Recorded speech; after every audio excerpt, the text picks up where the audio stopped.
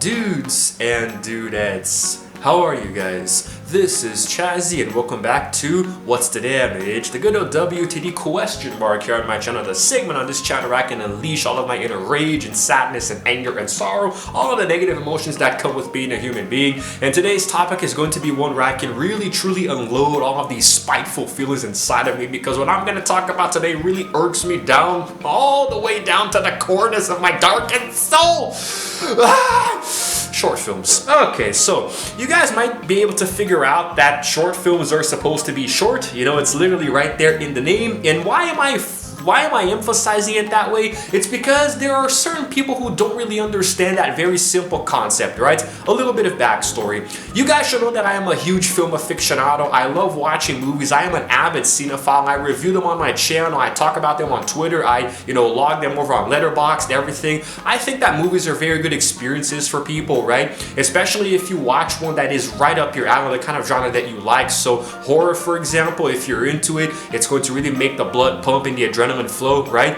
I have developed a habit recently of watching short films on YouTube because they're free. Not to sound like a cheapskate, but just they're there. You don't have to pay for a streaming platform or anything, right? So, but specifically horror short films are my favorite. I love scary movies, and it seems like in recent years horror movies have kind of lost their stride a little bit, But short films are a very, very interesting concept because it's a chance for the filmmaker to tell a story very, very, how can I say, just, quick and painless, in a very short, sweet, and to the point way, It's cool. Dylan Clark and Christopher Cox are two of my favorite horror directors on YouTube. They do make short films and they are really good, very creative, very awesome. Not all of them really hit the right notes, but the vast majority are very entertaining. However, as I watch these short movies, especially at night, I only watch scary short movies, in my tablet laying down at night with all the lights off and stuff. But I do have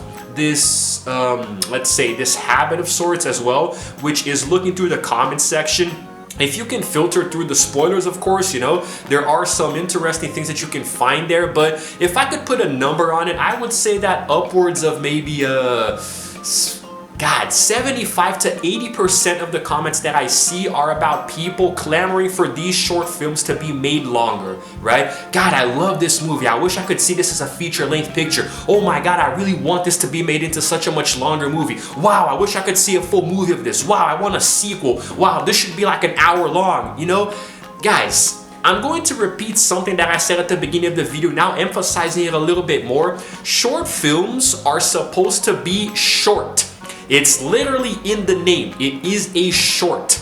The reason that it is short is because the director, the producer, the writer, everybody involved, they felt that the story could be much better conveyed in that short length, right? Because making feature-length movies that are over an hour long, it takes work, and you need a lot of really, really good writing to make that happen. But sometimes an idea simply works better because it's short, If you expand on it and try to stretch it out too much, it's going to lose a lot of its essence. And this is what Hollywood keeps constantly getting wrong. Let me give you guys a really good example of what I'm talking about. Remember that horror movie Smile that came out in 2022? Very novel, unique idea about this entity that smiles and makes people take their own lives and have recurring nightmares, all that stuff. Very, very interesting, good concept, right? But even though the movie was successful, it grossed over $200 million, on a budget of $17 million, it was actually based on a short film called Laura Hasn't Slept, in 2020, 2 years before. So it's like, that short movie was, look, it was disturbing, okay? It was really, really messed up, right? You have the girl seeing, the smiley man in her dreams. Then it happens in real life. She sees her therapist morphing into it. Then she rips her own face off. It's disturbing, but it's only 11 minutes long, right? It had the idea. It executed it very quickly, very swiftly, very effectively, and it wasn't exactly a bad movie, but I don't do well with violence, so that's up to you if you liked it or not. But still, very, very, very novel concept, and really, really, how could I say? It was entertaining, right? It did something that many short films don't do very well, but then Hollywood decided to make an actual feature-length film that was 115 minutes long, right? So the problem here is that when you take a short film and you stretch it out, you know, to over an hour long, you're going to have issues with pacing. In case you guys aren't aware of how movies work, pacing is essentially the speed of what you're seeing on screen. It's what determines if the movie is going by too slowly or if it's going by too fast, right? Like Whiplash, is it rushing or dragging? It's essentially the same thing. When you have a short film that's 11 minutes long, the pacing is very, very adequate for that short runtime. So you put together something, the director, right, put together something that is very well told and executed in those 11 minutes. But if you take that 11 minutes and stretch it out to an hour and 15, not an hour and 15, 115, it's like almost 2 hours, right? It's an hour and 55 minutes long. You're going to have issues with pacing because you're going to have to create more dialogue. You're going to have to force character arcs that don't really make sense and feel unnatural. There's going to be a lot of filler and padding the runtime.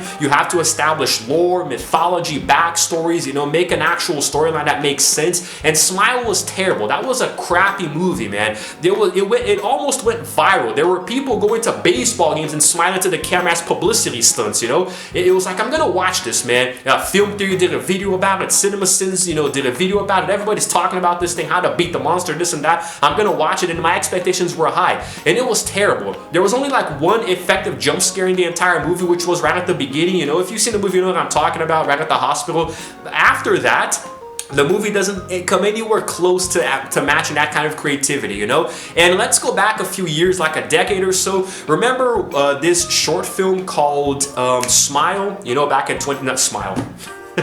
called Lights Out back in 2013, you know, made by Swedish filmmaker David F. Sandberg. That was a very effective movie. That was a short film that was only 3 minutes long, and it scarred me, man. I watched that movie only once with a group of friends at their house because we were doing a short horror film marathon. I saw it just once, and that jump scare at the end still haunts me today. I cannot bring myself to watch it again. That's how effective it was. 3 minutes with no dialogue at all. That's what's crazy. There was not a single spoken word of dialogue, and yet the movie was just terrifying. And what did Hollywood do? 3 years later, they made it into a feature-length film of the same name, right, in 2016. It was so stupid, man, because now it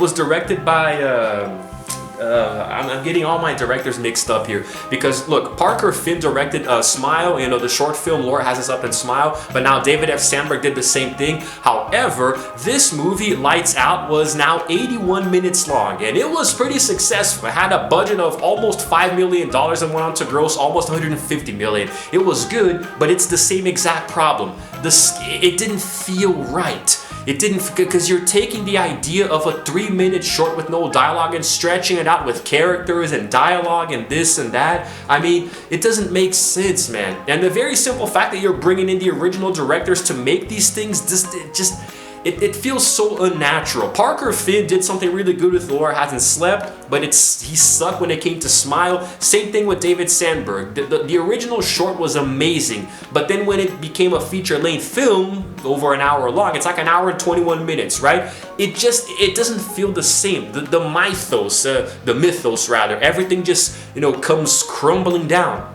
Going back a little bit now to what I was saying earlier about those two horror directors that I mentioned at the beginning of the video, Dylan Clark and Christopher Cox, right? The latter has fewer films in his catalog that I personally enjoyed, but he's the mastermind behind Don't Look Away, right? 6 years ago, it got like 40 million views up until now. Very good idea, really, really unique in its execution. He also did We're Not Safe Here, which has like these really spooky American campfire, you know, urban legend vibes, like Until Dawn or The Quarry, very nice as well.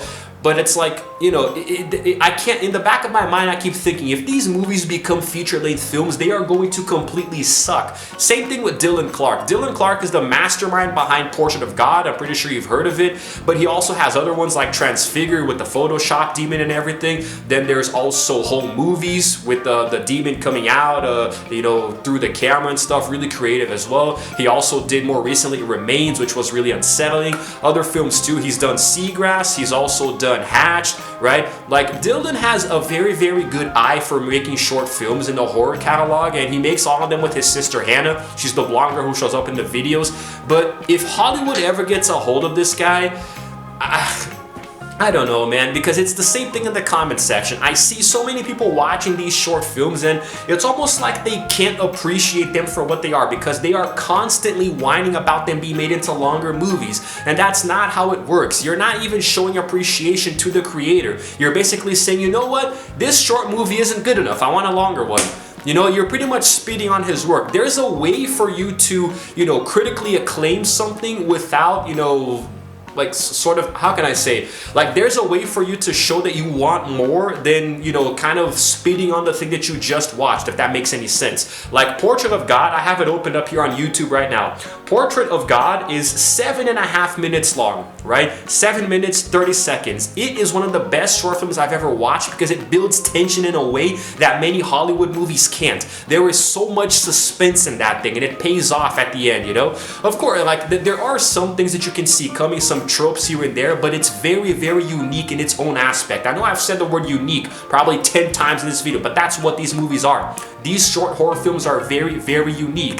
There's no other way to describe them. But if Portrait of God were made into an hour and a half long feature-length film, it would lose all of its essence. There would probably be like maybe 2 or 3 scenes that would actually be entertaining to watch. Everything else would just be filler and padding. So this is what you guys have to understand. If you're constantly going on the comment section and saying that you want these short films to be made longer, you clearly don't understand how movies are. And you don't know why short films are short in the first place. It all comes back to one thing that I'm going to repeat: pacing. If you take a short film and make it too much longer, you're going to run into issues related to pacing. Sometimes an idea works well because it's short. The idea the concept, the storyline, the plot threads can be told in 7.5 minutes. It's perfect the way it is. The execution is flawless. You know, the character development, the dialogue, if there is any at all, everything is made to be there. It's going to be short, sweet, and to the point. So not everything has to be made into a longer film because it's going to freaking ruin it. So shut the hell up already! Maybe I'm just bitter, man. I'm a grizzled old man on the inside. I have no tolerance for BS, especially in the cinematic world and whatnot. Horror movies have become so unwatchable in recent years, you know?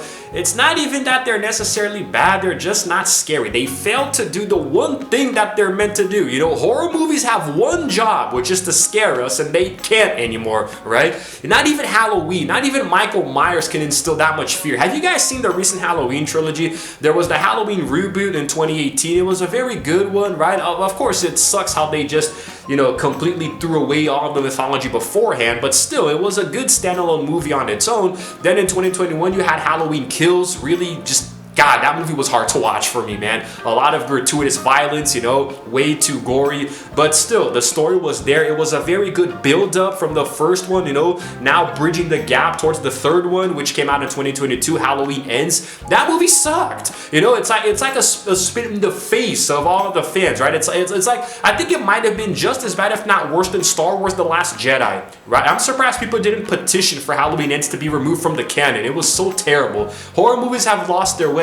And it's good to see, you know, horror directors like Parker Finn and David Sandberg and Dylan Clark and Christopher Cox, among others, you know, doing their short films, making their craft. And it's nice to see them getting their shot in Hollywood, doing things that are much better than what they were doing by themselves on YouTube. But I don't think that it's cool to take their original short ideas and make them into longer films. You know, it worked out with Smiling Lights Out because they made a lot of money, but the movies weren't that scary. That's the problem. It doesn't really... I don't know, man. I don't know, that's just what I think, it's my opinion. I want to hear from you guys though, so let me know in the comments below what you think about this. If you agree, disagree, if you think short films could be made into longer ones, right? But I don't know, I think people need to understand how pacing works and filmmaking in general.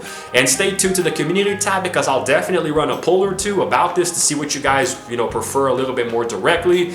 And if you happen to like this video, please go ahead and give it a like and also subscribe to my channel because I release videos every single day. And while you're at it, hit the notification bell too so you can know exactly what time I upload. And it is all good. It is all good. I'm gonna probably binge some scary short movies tonight in bed. This is Chazzy signing out for now. And as always, I will see you guys in the next video. Roll the very short outro screen.